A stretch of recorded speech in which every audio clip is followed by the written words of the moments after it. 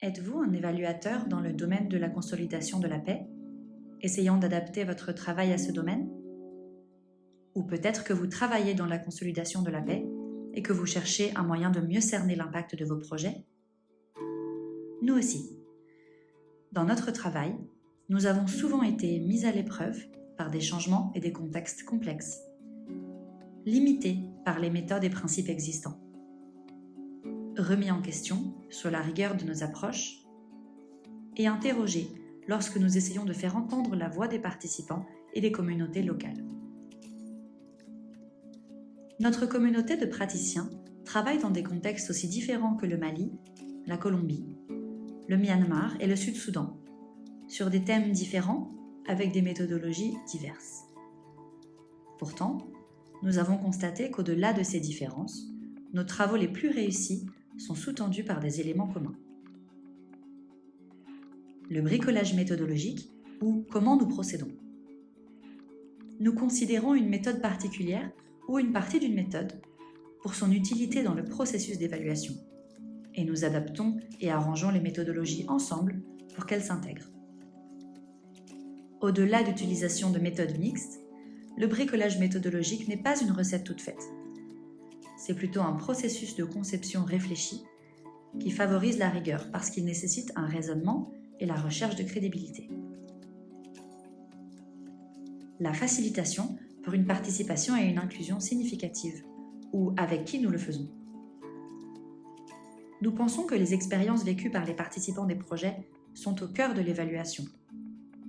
Cela peut paraître contradictoire à une vision plus traditionnelle, où l'évaluation est vue comme un jugement externe de la performance d'un projet.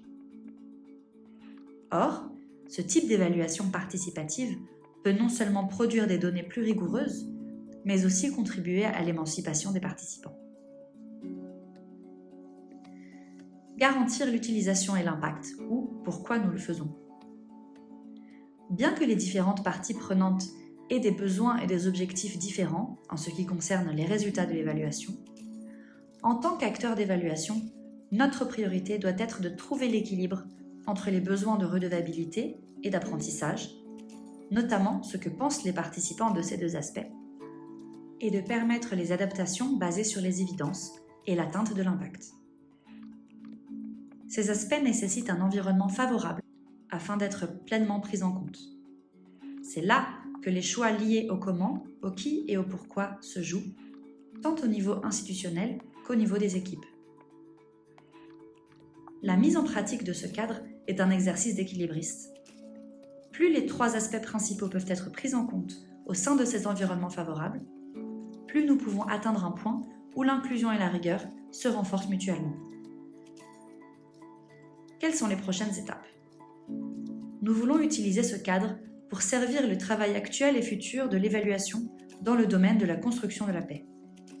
Nous partagerons des ressources sur ce à quoi cela ressemble au fur et à mesure que nous continuons à pratiquer et à apprendre. Nous sommes également en train d'évoluer et d'affiner le cadre.